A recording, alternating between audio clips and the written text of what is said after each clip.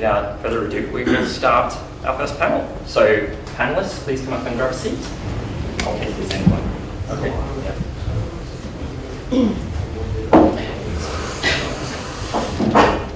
Okay. So,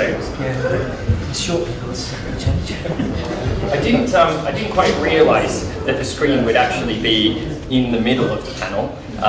So this is meant to be a cozy conversation with a screen in the middle. So you guys just yell and we'll yell back. But I think going from left to right, Chris, would you mind introducing yourself and also maybe just explaining a little bit about where Clifford Chance is with apps, just to give these guys a flavour of your experience. Cool. So I'm Chris Ogunsalu. I've been with Clifford Chance for about 4 years as their mobile IT and social product manager. Prior to Clifford Chance, I've worked for a number of different companies creating and helping them bring their app ideas to life. I'd say with Clifford Chance, it's kind of been a journey because the last 2 years have been more about getting the right devices to our partners. As you probably know, a lot of partners in the past were using Blackberries. The ecosystem of applications wasn't that strong, but in the last couple of years, everybody's using Androids, they're using iPhones. So that's given us the opportunity to, one, create an ecosystem of allowing partners to have the right devices, and also now there's a greater demand for applications. So we're now looking at what applications we can produce and what makes sense to produce as an app. We always get loads of demands for applications, but it doesn't mean that every demand warrants an application. But I do see in the last year or so there's been a big demand. Excellent, thank you. That sounds like a perfect follow-on question that you've placed us there, but we'll jump over to Tim. Hi, thanks Ian. I'm Tim Bird, I'm a corporate partner at Phil Fisher. I've been a practicing technology M&A lawyer for about 20 plus years now, and that's included a couple of years at Deutsche Bank floating .coms back in the early 2000s period. But I've always worked with technology-rich clients like Accenture, who are acquiring people and software businesses all over Europe. And I guess that personal interest has sort of followed through in terms of what I do on the tech front. As a firm, we're probably best known for our technology practice, and I work closely with those lawyers. And that just means we tend to be seeing things as they come through the system. Internally, we've used some innovative pieces of technology to try and drive some of the process end of the spectrum. So areas of law that people don't want to pay high premiums for these days, like trademark searches and stuff. We've had applications which help that process. And I guess today is a sort of forward-looking piece from my perspective in terms of how we could be creating a better user experience in terms of the way we deliver documentation and information to our clients. Cool. Thank you, Tim. And Keith? So I'm currently head of European Marketing Director for Brian Cave, who you probably will have heard of because we're talking about merging. I've spent about 25 years in marketing communication, the last 12 years of which have been in law firms. And probably most relevantly, I was in the team that, or headed up the team that transformed Bird & Bird's digital presence. That included introducing a responsive website when that was quite a novel thing to do, and introducing a large number of apps, as you can see from the fact that they were number 5 on the list. There's quite a few others that aren't. Fantastic, thank you guys. So I guess let's start with kind of a really high level question, which is how can apps help lawyers be more efficient? I guess Tim, we'll start with you because you're a lawyer. Fine. From my perspective, every time, if we work, I tend to work in the volume space of M&A these days, so it's small acquisitions. And in order to do that efficiently, you've got process drive. It's all about the process now, which means incrementally taking out bits of friction within the process. So increasingly that means clunky bits where we're emailing documents to and fro the other side and downloading it off emails and attaching it back into FileSite. All of that wastes a huge amount of time and it costs money. So we're trying to find ways of using secure cloud-based solutions to create better transparency for the clients, enable them to do the bits that they want without us getting in the way or without the technology platform in the middle getting in the way. So we're looking at ways of improving that wherever we can. Keith, do you have a perspective? I think that's entirely right. Lawyers are, I think, with all due respect to those employers, lawyers are generally pretty inefficient actually in terms of the way they work. And the thing that apps can do is make the process of making them more efficient easier, because I think they're a great way to standardise the way lawyers work. And at the same time, you've got the issue. I mean, if you look at mobile in particular, a lot of lawyers now are more and more mobile, and so creating things that can connect to clients whilst they're mobile and making that an easier process for them to get into documents and reports, etc. I think there's a big opportunity there. I think probably a little way of being able to introduce that, because I think the first step is going to be working out what the hell the process should look like. I think one of the biggest problems I find is we've got this sort of big document management system that is full of contracts and things that we've drafted for clients, and almost the moment it goes there, it's lost and it's gone. Yeah. And then you finish the deal, you give the client a memory stick with some documents on, that's it, those documents are dead. But increasingly clients, they want to go back, if there are documents, I want to access them, I don't want to have to wait for a day whilst you go and find them. And we're not there yet, but I think we want a system where clients can access what they want to access without us getting in the way. And I think there is an opportunity to try and sort of follow the whole client journey through. So it's not just about. I think the way that lawyers have traditionally used kind of technology is basically to improve the stuff that they're doing. But actually, if you can look at it from the client's point of view, there's actually lots of different stages that clients go through, and you can transition them much more easily if you kind of capture them in an app that they're holding. So I think it's a huge opportunity, and you then link that into blockchain and other things. You can start seeing that there's going to be quite dramatic changes in the way that law is delivered. What are your thoughts, Chris? It's interesting hearing guys talk about that, because we have a few systems that people are using, but I think the more important one is we're getting demands from our clients of protecting that data. So you as lawyers saying, we want our clients to actually be able to access this data. Whereas on the flip side of that, we're getting into the situation where we're saying, well, we want lawyers to use these phones and these devices, but we don't want them sending emails to personal addresses and putting it in Dropbox and putting it in systems, where you guys are saying, actually, you know what, we need to be able to work faster. So I think what we need to find is a consensus where we get the correct productivity application, but it has the security enhanced on that, so we get the best of both worlds. And that's where we're trying to get to at the moment. We know the demand is there. Lawyers want to be sharing information. Our clients actually want that information in a seamless way, but more importantly, we don't want that data being leaked. Yeah. So it's more about how do we find that solution that incorporates the security and quick access on whether it's a mobile, whether it's a desktop or tablet, having that quick access to the application and sharing information. And maybe blockchain or one of those new technologies might be the answer to our questions. Who knows? But I think that's probably the bit. So I think working out what the process should look like, and then but also making what we've got secure and fit for the future is probably those two things have to happen before you can start really looking at the kind of blockchain app that does the whole process. Talking about the process, I'm not trying to get into a process here. What should the process be? It shouldn't be a simple, I need a document, you send me the document, you're the person that needs that document. So I think it's about permissioning. You want something that's easy to set up and switch off permissions, and that's particularly in M&A where you've got a whole field of bidders. Yeah. The nightmare is when they're all coming into the same data room. But if you can turn them on and off quickly, that's where I started seeing the direction of travel, and you can apply that capability to other apps. I think the other thing this is kind of we did an exercise where we followed an M&A transaction and we looked at the process and the process. I mean, if you're a process manager, it's a hideously inefficient process because it's basically just back and forward until someone says, "I need it now," and then it kind of all gets finalised in the last night before the deadline. So I think So there's described quite my life.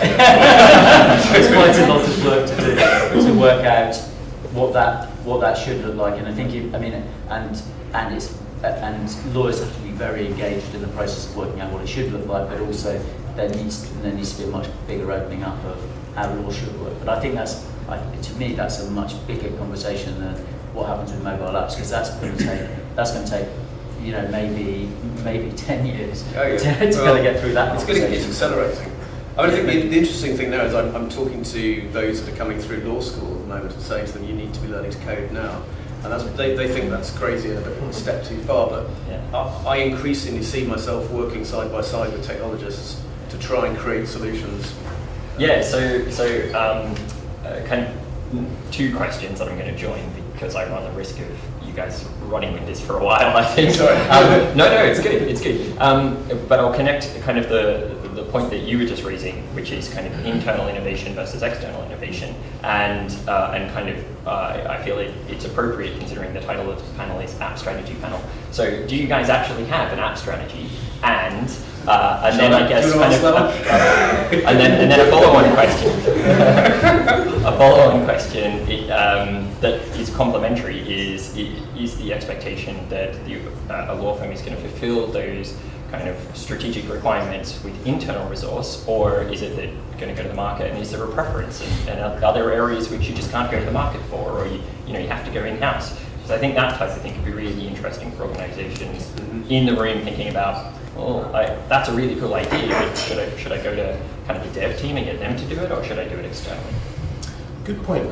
So I'd start off with saying, I would say not necessarily app strategy, but we started off with our device strategy. So as I said before, getting the device to the correct users and making sure that the ecosystem is correct. And then working on an app strategy. We have an innovation strategy. We have a key innovation director who's now concentrating on how we should help our firm innovate going forward. So that's kind of how we are approaching things at the moment. And any preference to whether you do innovation in-house or externally? I think it's a combination of both. We are encouraging our staff to be innovative and come up with new ideas, but we're also partnering with other companies to see what they're doing and to work with them as innovators. Okay. Yeah, certainly it's a mixture. I mean, we've historically worked with the sort of clients that are ahead of us in the curve in terms of innovation. So we were one of the first law firms to adopt Link, now Skype for Business, because Accenture were already using that system. So they wanted us to be part of their instant messaging when we were negotiating documents. So we took that on some years ago.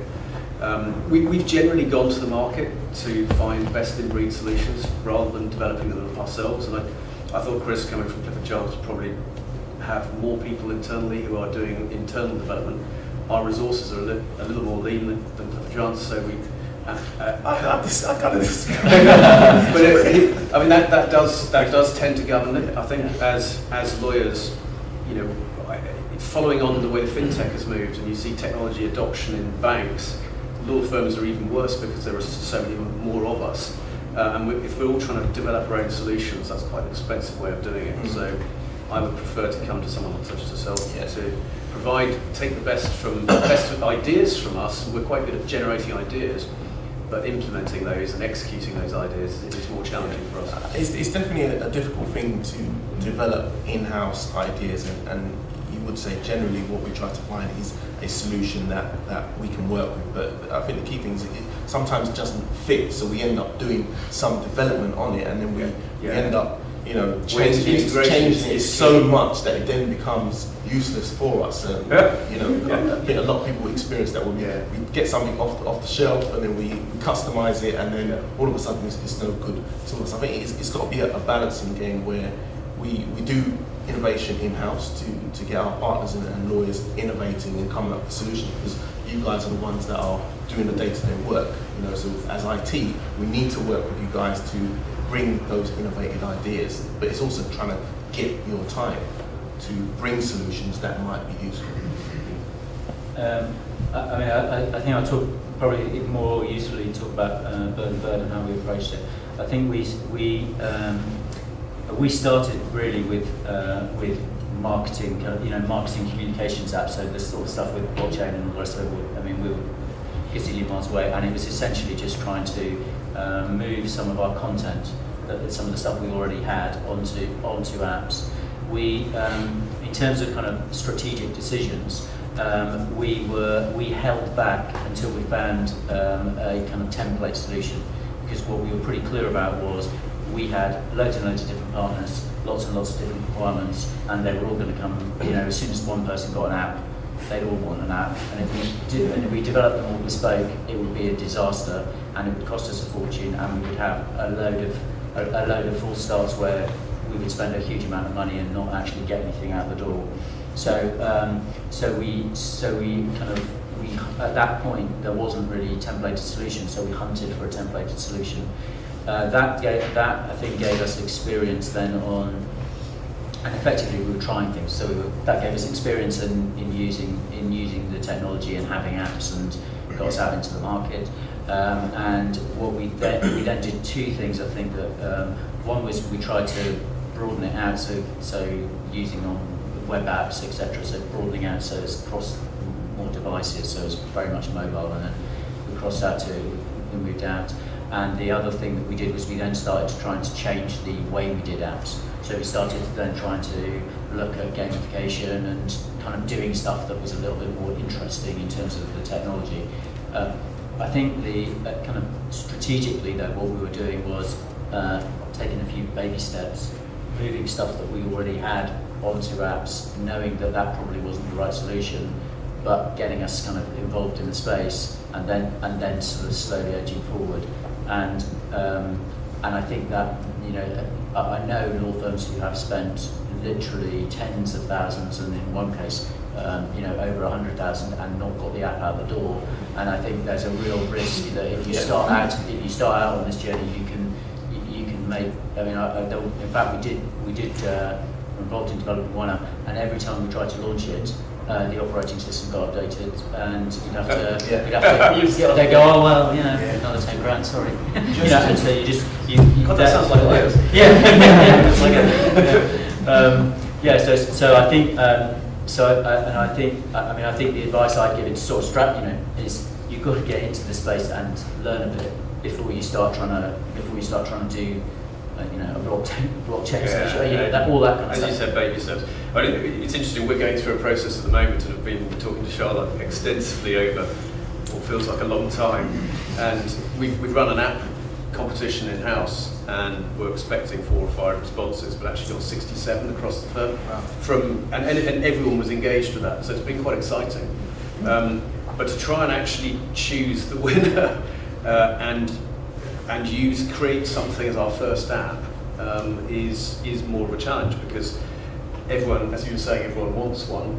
Yeah. But there's no point in us having hundreds of slightly different ones. So we need to try and find something that suits the greatest number of needs, but without it becoming so boring that it's not used. And I think that's probably that's what law firms. I mean, I think that's what partnerships and law firms are slightly different. When we talked about this on the call, actually, it's slightly different in a law firm because you've got so many competing businesses kind of within the same business. Whereas in corporate, so when I work for Whitbread, and it's like Premier Inn, so they have an app. They have an app. It books rooms. They're not going to have 3 apps. They're going to have 1 app, and it's going to book rooms, and then they're going to add some functionality to it. Yep. I think the challenge comes a bit later down the track. You then got to say, well, now I've got 20 apps. Mm-hmm. How many of these actually overlap in client terms? Because clients aren't going to download more than one, but actually that's a much easier. I think that would be much easier technically to kind of pull that together. And the other thing I think is, once you own a space on a phone, the apps actually is quite easy to update. And once you own a space and have a place that people go to, you can overcome that challenge. So that's it. A couple of things that I would add to what you guys are saying. The first thing is about producing those apps. One thing that I do like about the Fliplet platform is the fact that you can do rapid prototyping. So you guys mentioned something about the cost of producing the applications. I've been producing the apps for over 10 years, and I can tell you that the most annoying thing is when you produce an application, you submit it to iOS or Apple, and they say no. and then you're back to the drawing board and you have to change it. If you're working with an offshore development team or development house, those costs can quickly ramp up to being very, very expensive. So having a solution like that, which allows you to do rapid prototyping, get ideas from the different areas of the business, is very, very useful. Just to get ideas and then source which one should be the best. And then finally, on how you choose applications, for me, it's more about the value. What value does the application bring to the business? Because if there's no value, or you're not offering your clients or your internal staff, then why are we doing the application? There has to be some sort of value. But at the same time, being able to run a competition and get people thinking about the ideas and the apps is very important. I think in a lot of law firms, you are entirely right about value, but in a lot of law firms, there's two things. One is when you start, it's very hard to judge what the value is going to be, and the other thing is that law firms are traditionally quite political places to work, and partners, you do have I think in larger firms actually you do have the advantage that actually there's more of a kind of corporate culture, and there's more of there's a stronger management function, if you like.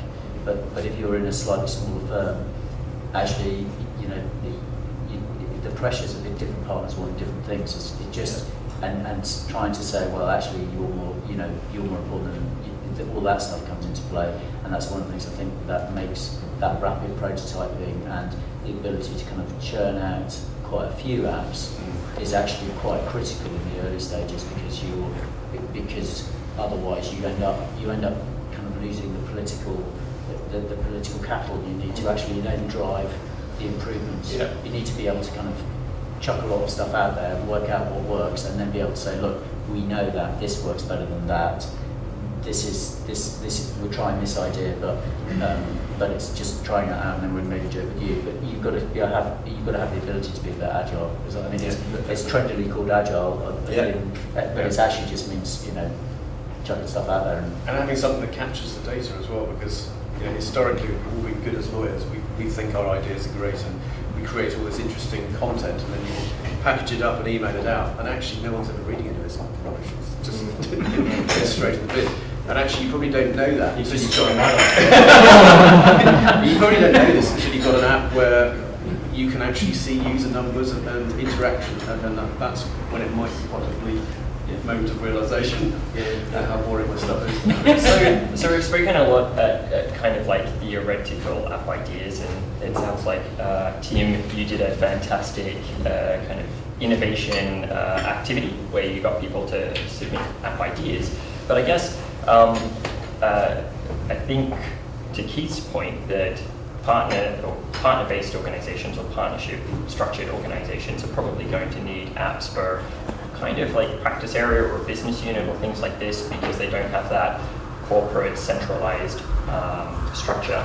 Where are these ideas coming from, and how do you manage them? How do you nicely discourage bad ideas, and then how do you actually stimulate people who really should be delivering apps, either because of competitive pressure, because it's strategically valuable, based off what the firm's focusing on that year, or things like this, where maybe you're actually trying to entice a part of the organization to do something because they should be doing it, or It's a mix. I mean, on the one hand, I like the fact that people internally have submitted lots of good ideas, but I think equally relevant would have been to do an external competition amongst our clients to see what they actually want, which might be quite different. I think if you're looking at external apps for clients, one of the things that law firms have in abundance is kind of interesting stuff that's interesting content, and the real challenge in law firms is clearly there is a bit of getting content out of people and understanding what you could use, etc. But actually, the real challenge is turning it into something interesting. So I think I don't think we ever had a problem trying to find things that we could put an app around. Mm-hmm. The problem was that it was a database of 15,000 pages of Excel that was their content, and they weren't prepared to edit any of it. It's all absolutely essential.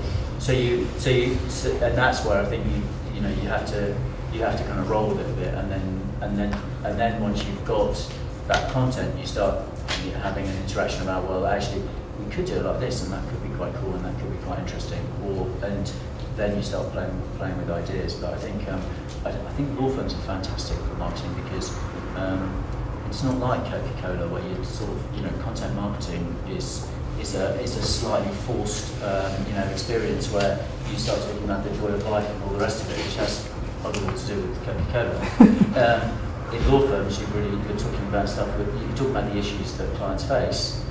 That's the expertise that and that expertise is there. It's sitting. It's kind of it's in everything we do. And so I think there's a huge opportunity with content to actually go out with interesting stuff, even before you start talking about how do we improve our internal processes. How do we? Yeah, I agree. So Chris, you said that you've got a dedicated innovation resource. So how is that innovation kind of group of people, person, stimulating the organization and then not getting flooded, but also not having parts of the organization that maybe should be contributing ideas, being a wallflower and kind of opting out of the process? Okay, so at the moment we're kind of doing it in a number of different ways. I think the key thing is what we're doing is allowing people to understand what innovation is by holding seminars and basically going through what some new technologies are. So we've been talking about AI, so there's been a number of seminars teaching people what AI is, what blockchain is. We've started a number of different portals where people can submit ideas and then manage those ideas. And the key thing is, as the guy said, how do we actually manage those ideas? What we're actually trying to get to is a portal where people can submit their ideas and then their ideas are reviewed, judged, and then the business adds some sort of value and it takes it out. One of the things that I try to do with some of the stuff I do is actually find ideas that I think are relevant in new technology such as AI and then present that to the different practice areas and then get them stimulated by what the idea brings to then bring ideas that I might not have thought about. By presenting them the different technologies, they will then come up with their own ideas. Okay. And I guess once you've stimulated ideas and somebody wants something, what are the obstacles that you then need to try to get rid of? Because getting a sponsor.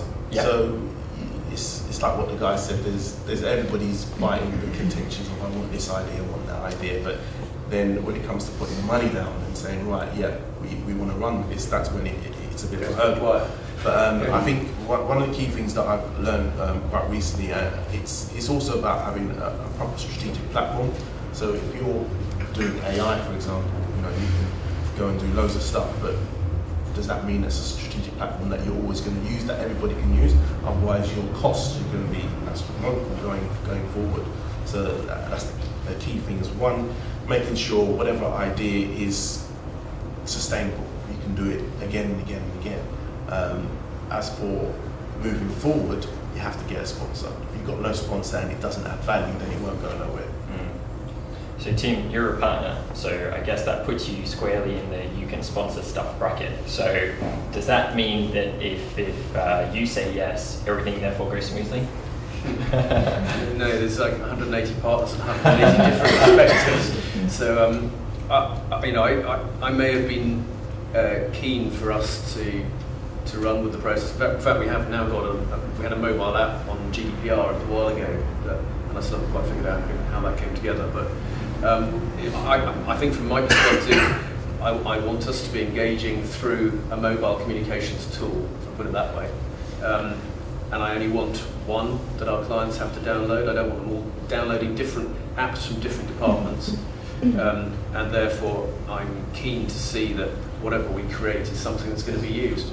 Though obviously, through my M&A field, I've got some strong views about how we can improve efficiencies. But that's possibly different to our mobile strategy and our mobile app strategy, which is what we're working on with you. Just on that point, I think you mentioned the point about having too many applications. I think the key thing is that as a law firm, somebody wants an app, you do that, and then somebody else wants an app, you do the second app and then the third app. By the time you've done the third app, you think, actually, we need some sort of portal to have all the apps. Ideally, what you want is your law firm on everybody's phone, but you don't want 10 different applications. It's just not practical. So it's that having that strategy and that forward thinking to say, actually, at some point we're going to do lots of client-facing applications.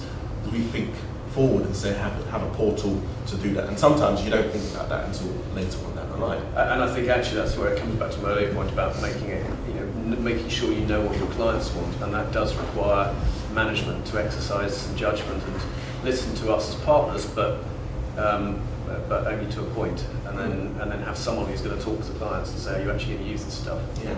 And also, do you pull back? So imagine a scenario where you've actually now got 4 or 5 apps. Do you suddenly pull back and say, actually, you know what, we're actually going to change our strategy to our clients and we're going to have one single app? Kind of makes sense. And what do our clients think about that?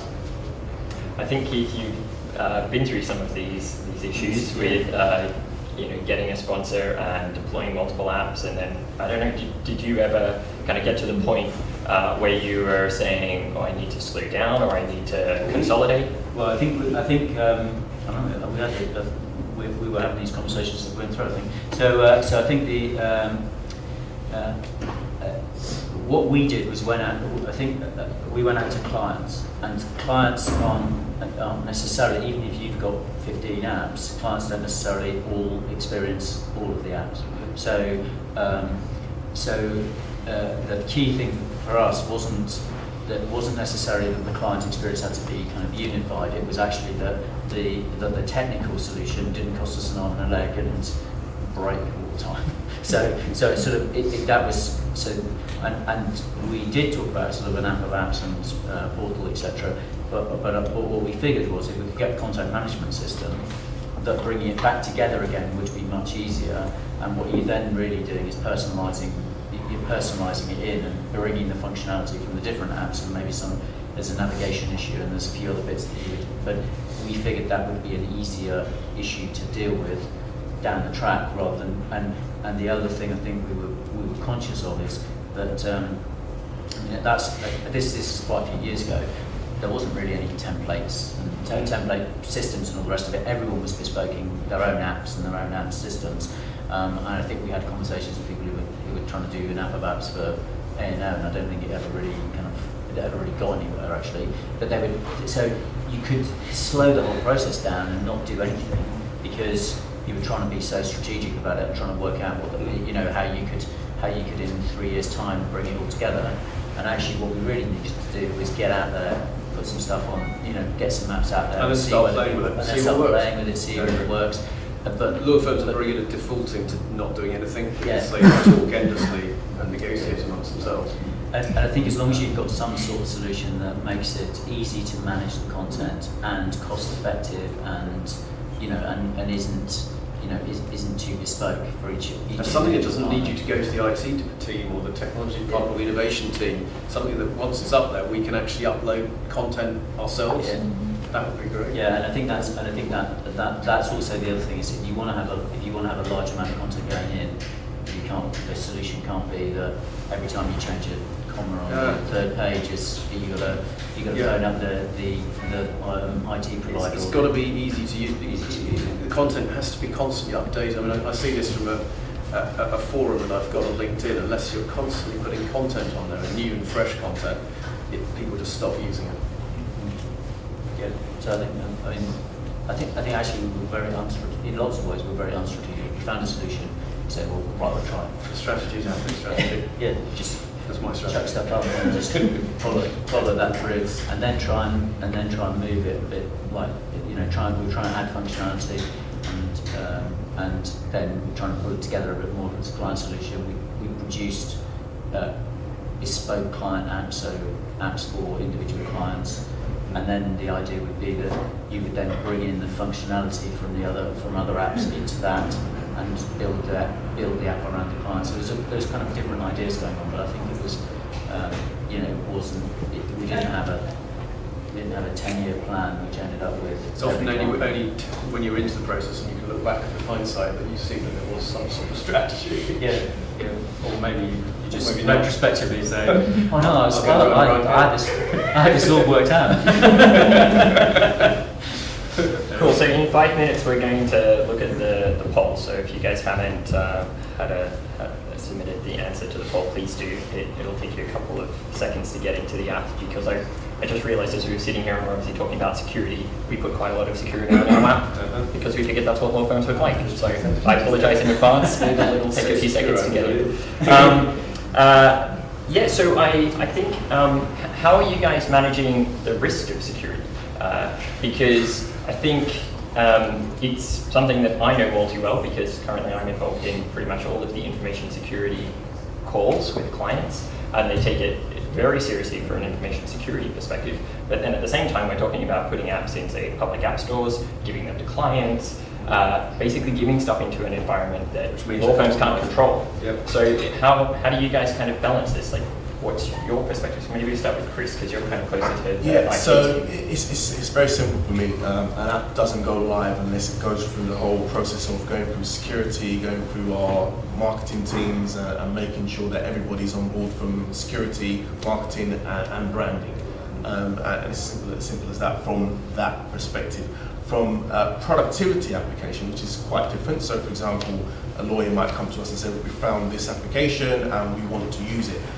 What we generally do is we have a panel of app specialists, whether it's security. In fact, the team consists of myself, security guys, and some of the other people within our business. And what we do is, if somebody comes up with an app idea, we assess the idea for its value and for its security, and then we basically sign it off, or we don't sign it off. And that's how we generally, manage our applications going on, because there's loads of applications on the App Store, and we're not going to find all of those. It might be a partner that comes and says, I found this fantastic productivity application, I want to use it, but it's no good to you if it suddenly starts leaking the information outside. So for us as a security team, we need to assess the application and say, yep, we can sign it off. It doesn't steal your information, it's not putting it in Dropbox or some of the sources that we don't want.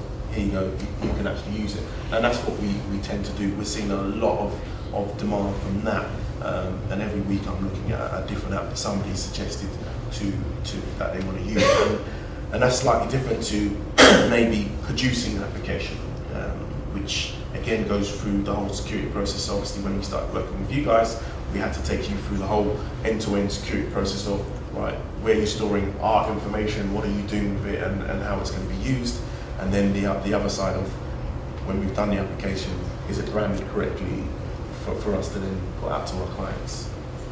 Just to be clear, not everybody on the panels is our customer, although I think as between inviting them and the event, some of them did sign up, so that wasn't intentional. It definitely wasn't to get the deal over the line. Tim, you've still held out just by the sounds of things. But how are you guys thinking? Or maybe when you were looking at the kind of ideas submitted, were any of those deemed too risque?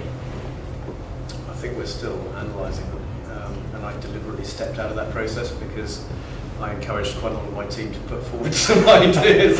But you feel a bit biased. Dear to my heart, so I was conflicted. But look, I think in terms of the security side, I only see what my colleagues in the privacy and cybersecurity team see, and they are furiously acting behind the scenes with a panic button to their clients, making sure that data breaches never get reported in the press. So, and a measure of their success is that very few of their clients get heard about in the public domain. But that, because of that professional experience as lawyers, that perhaps makes us a little bit more paranoid about the way we treat security internally. But I think these guys are probably better placed to describe how they deal with security internally. That's sits more closely to the technology and security guys at a board level, but not my domain. But I think you bring up a really interesting point. It's like the primary interest for a law firm is not to be the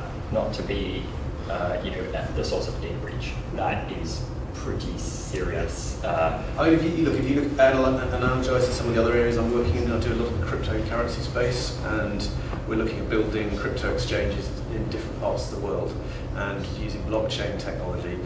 We're always having this, it's always the same challenges, which is I've got this effectively a database, whether it's distributed or centralised, we want lots of people to access it, but we only want the right people to access it, and that comes back to my permission point and how easy it is to turn on and off, and also because it's going to be cloud-based, how easy it is for people to hack it. Yeah.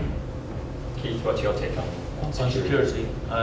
We defer to IT. I mean, I think most of the stuff I've been involved in is basically stuff we want clients to access. So we want everyone to access. We're not actually, people are very unlikely to hack into the GDPR, advice that our lawyers are giving. Of course, actually, if they weren't bothered, that'd be great. Yeah. Well, that's the thing. A lot of this that was used in start is probably stuff that we would old-fashioned currently just put on the website. It's exactly. Public domain. Yeah. We're not talking about clients' own contracts and stuff. Yeah, exactly. Although I'm hoping that can be built in a very closed environment.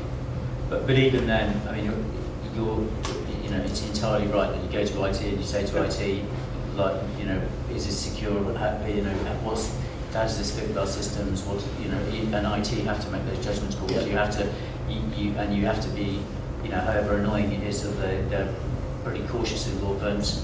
You have to respect the fact that there's pretty good reasons for being so. So I think that's probably. Yeah. And our guys are very cautious. We look at every system with a fine tooth nail and just sort of make sure that it is secure. Yeah, which is right. So one of the questions from the floor is how do you guys manage your app strategy from a siloed perspective, or is it siloed? As in, does it? And I'm interpreting this question a little bit, but is it getting kind of pigeonholed into key areas, or is it the key areas are creating their own app strategy if there isn't a firm-wide app strategy? It's a difficult one because to be honest, I think we are building our app strategy as we go. It's a learning process that we've been going through over the last couple of years, and I go back to the fact that it's in the law industry. It's probably quite new in the sense that we're learning as we go. We're now at a stage where we've got people using their devices. That's opened and done. Now it's a case of, okay, what platform should we be using to maintain our content going forward? And that's the first part of our strategy. What is the strategic platform to actually hold our content? We've got so much content within the business, we don't want everybody using different systems to maintain that content, because then you've got one source of content here, one source of content there. Yeah. But you want to produce an app, and that app could be a desktop app, it could be a mobile app, it could be it could be a cloud app. So I think that the first part of our strategy is finding that strategic platform to manage our content. Then, however we produce an application on the mobile, it could be another system, but that is then the second part of the strategy. But built into all of that is the security. So it's kind of a free-fold thing. We've got the devices out of the way, first part of the strategy. Second, content, how we manage the content strategy, and then going forward, obviously building out for the different platforms. But across that is obviously the security. That's from my point of view. Do you guys have anything to add? It's a similar point, but I think Bird and at least our approach was pick a system, pick a way of creating applications. I mean, this is for marketing stuff more than for kind of productivity apps. But pick a system, use it for everyone. Pick a system you can use for everyone. Don't have people picking 15 different, essentially bespoke in their own apps. Try and avoid that because it creates all sorts of problems for IT. That's why I like your Lego building block approach. The fact that we can kind of create it ourselves. I want something that's going to be functional and is used, but it's relatively simple for the first one, and then we can start tweaking it for individual departmental, M&A strategy versus real estate or whatever. And I think the stuff where you start is usually functionally pretty simplistic. So it's actually fairly easy to find a system you can do that with. You've got to get something where the partner has enough. The partner's got enough breadth to be able to develop the system to build on functionality and is prepared to go with you on the journey rather than just this is it and that's it, stopped, and that's so you're making some choices about the supplier almost on the which supplier. But the other thing is we are quite picky as individuals. You mentioned bring your own device, bring your own disaster, or some people call it. We all use apps ourselves on our own phones now, and we all know what looks good and feels good to use and what is rubbish and doesn't just sits on the mobile. I do want to build something that is going to look pretty and have a nice user experience. That's good approach. But that is part of the strategy. You know, you got your bring your own device, you've got your company, your own devices. For me, that is probably the key thing, because that's your whole platform of producing applications and managing your applications across the board as well. So it's kind of like from the ground upwards. It's definitely not easy as well, because you will get different parts of the business. You know, we're a global company, so we've got different parts of the business that want to do different things with different solutions. You get somebody who wants to use a solution in a different part of the world, and who are we to say no when they've already gone off and done it, and then have to realm it all back into IT, have it gone through security, and then there could be a problem, and us then managing the whole process and saying to a partner no, which is, as you know, sometimes difficult. We don't like that. Cool. Well, it's coffee break time, but let's just have a quick look at what people said in relation to the poll. So the question was, where is the highest demand for apps coming from in your firm? And Katie is very tough. Okay, so practice areas and clients are predominantly driving apps. Is that in alignment with your firms? Yes. Yeah. So basically, marketing and other is not really driving it, according to the audience in the room. Cool. Depends. Because practice areas of marketing are supposed to interact with it. Yeah. Depending on. Yeah. Melissa can speak. She's got to join. What's the body with Cool. All right. Well, that concludes our first panel. Thank you very much, guys. Grab some coffee, grab some breakfast.